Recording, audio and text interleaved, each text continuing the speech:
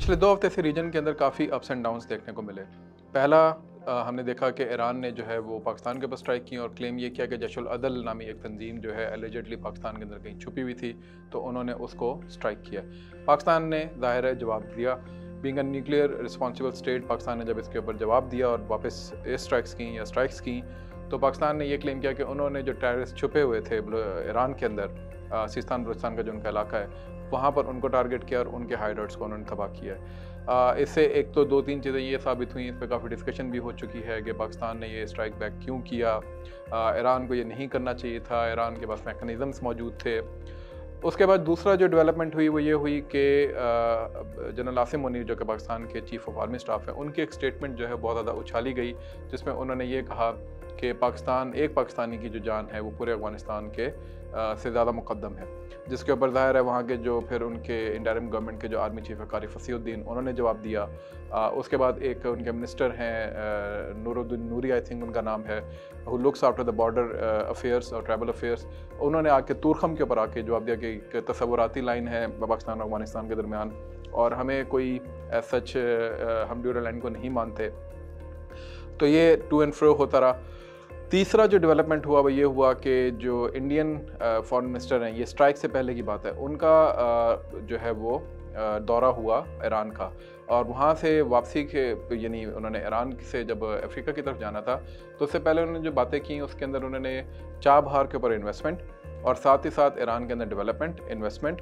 और साथ साथ उन्होंने ये भी कहा कि हमारे कल्चरल और सिविलाइजेशनल लिंकेजेस के पस मंज़र के अंदर हम जो पर्शियन लैंग्वेज है, इसको इंडिया की जो बड़ी क्लासिकल 10 बड़ी क्लासिकल या 11 बड़ी क्लासिकल लैंग्वेजेस हैं, उनके अंदर हम इसको शामिल करेंगे। It was a kind of strategic signalling. उसके बाद जो एक फिर बड़ी डेवलपमेंट हुई वो ये हुई कि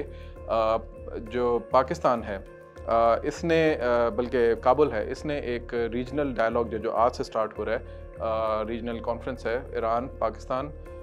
चाइना और रशिया, इनके स्पेशल रिप्रेजेंटेटिव्स, उनकी एक बैठक है वो वहाँ पर हो रही है, और वो टॉपिक अगेन अफगानिस्तान है। और फिर जो पांचवी बड़ी डेवलपमेंट है वो ये है कि पाकिस्तान के अंदर इस वक्त ईरानियन एफएम जो है, उन्होंने आज जब हम ये वीडियो रिकॉर्ड कर रहे हैं, उन्होंने लैंड किया, और वो बहुत से मुबस्सिरीन के नज़दीक एक डैमेज कंट्रोल करने जो स्ट्राइक्स का वाला मामला हुआ था उसके बाद वो यहाँ पर मौजूद हैं और चाह रहे हैं कि पाकिस्तान के साथ दोबारा से बायलैटरल रिलेशंस जो हैं उनको प्रॉपर अंदाज में आगे बढ़ाया जाए।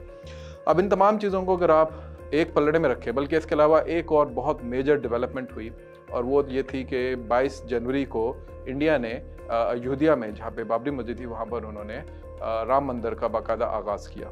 बहुत से लोगों के नज़दीक ये राम मंदिर जो उन्होंने इनाग्रेट किया है, ये ज़रा जल्दी में किया है, इसके भी कंस्ट्रक्शन और इसके सारे मामला रहते थे, लेकिन चूँकि इलेक्शन ईयर और इंडिया में इलेक्शंस आने वाले हैं, तो शायद ये इलेक्शंस को अपने हक में स्विंग करने के लिए हिंदू वोट को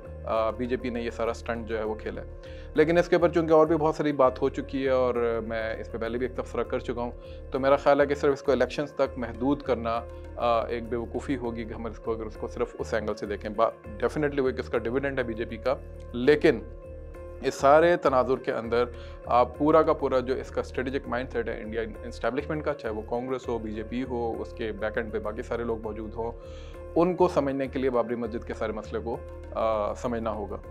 तो बाबन जब सारी चीज़ों को इकट्ठा देखते हैं तो आपको पता चलता है कि रीजन के अंदर इस वक्त जो अप्स एंड डाउन्स चल रहे हैं वो कोई आइसोलेशन में नहीं चल रही, या कोई आइसोलेटेड इवेंट्स नहीं है, इस सब के सब आपस में इंटरकनेक्टेड हैं। सो मच सो कि इनका जो इस वक्त इम्पैक्ट है, या तो वो रीजनल एंगल से उठ के ग्लोबल एंगल के ऊपर जा रहा है, या ग्लोबल एंगल से उठ के रीजनल एंगल के ऊपर आ रहा है। और इसकी वजह यह है कि पाकिस्तान जो है वो अगेन, बहुत से लोगों का, मेरा जो इस पूरे गुफ्तगू करने का मकसद था वो ये था कि बहुत से लोगों के नज़दीक पाकिस्तान अमेरिकन पुल आउट के बाद अफगानिस्तान से इररेलेवेंट हो गया। पाकिस्तान का किसी पॉलिसी के अंदर, किसी जियो स्ट्रेटेजिक एलिमेंट के अंदर, किसी जियो इकोनॉमिकल फैक्टर के अंदर अब कोई काम नहीं रहा। इसी वजह से अमेरिकन जो हैं वो इसको उस तरीके से लिफ्ट नहीं करा रहे। लेकिन जब हम बारे दीगर ये सारे मामला देखते हैं, जिसके अंदर ईरान का पाकिस्तान की तरफ रुख करना, अफगानिस्तान का पाकिस्तान को धमकाना, पाकिस्तान का वापस अफगानिस्तान के ऊपर प्रेशर बिल्डअप करना, इंडिया का राम मंदिर का इनाग्रेट करना और उसका स्ट्रेटेजिक सिग्नलिंग करना towards the west of its border, that is Pakistan, और उसके बाद फिर इंडिया का इंसर्कल करना ईरान के थ्रू और फिर अफगानिस्तान के थ्रू,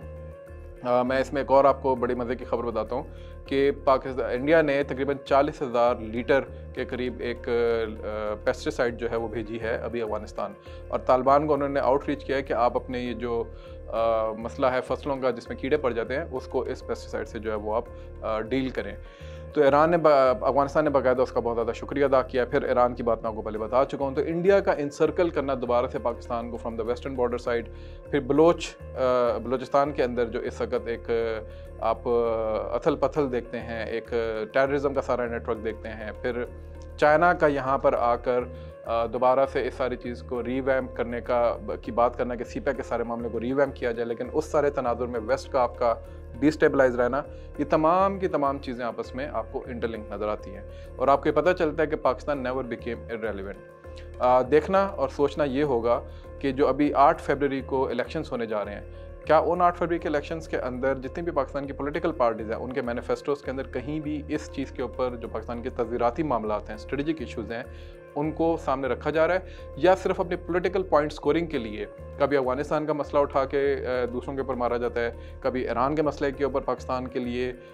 सुबकी का बायस बना जाता है अपने पॉलिटिकल नैरेटिव्स के अंदर, कभी इंडिया के हवाले से आपको मिसालें दी जाती हैं और उनके जयशंकर को रोल मॉडल के तौर पर पेश किया जाता है, या कभी चाइना के हवाले से आपके ऊपर एक फेक इन्फॉर्मेशन या डिसइन्फॉर्मेशन जो है उसको लॉन्च किया जाता है। तो ये तमाम चीज़ें जो हैं पॉलिटिकल पार्टी की तरफ से हो रही हैं, लेकिन कहीं पर भी बहसियत student of this particular subject मुझे ये नज़र नहीं आता कि चाहे पीटीआई हो, चाहे पीएमएलएन हो, चाहे पीपल्स पार्टी हो, चाहे जेयूआई हो, जेआई हो, या कोई और रिलीजियस पार्टी हो, वो तमाम के तमाम फोकस्ड हैं एक दूसरे को नीचे दिखाने पे। मैनिफेस्टोज की कहीं बात नहीं हो रही और ना ही पाकिस्तान के तस्वीराती यानी स्ट्रेटेजिक जो मामलात हैं उनके ऊपर कोई बात हो रही है। तो जब आप ये तमाम वैक्यूम छोड़ेंगे तो इसको कवर करने के लिए डेफिनेटली ऐसी फोर्सेज ही आके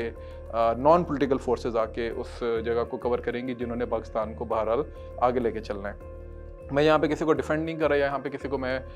ये नहीं दिखा रहा कि कोई भी अच्छा है या बुरा है, कोई भी ऊपर है या नीचे है, लेकिन बहरहाल ये एक फैलेसी है, फ्लॉ है हमारे पॉलिटिकल स्ट्रेटजीज़ के अंदर, हमारी पॉलिटिकल पार्टीज़ की स्ट्रेटजीज़ के अंदर, जिसको उनको कवर करना ज़रूरी है। क्योंकि 8 फरवरी के इलेक्शन आने वाले हैं, अपने अपने नैरेटिव्स के अंदर, अपनी अपनी स्टोरीज़ के अंदर पाकिस्तान का जो मामला है, पाकिस्तान का जो केस है, उसको कंप्रोमाइज़ मत कीजिए। आज मैंने एक सुबह ट्वीट देखी और ट्वीट जो थी वो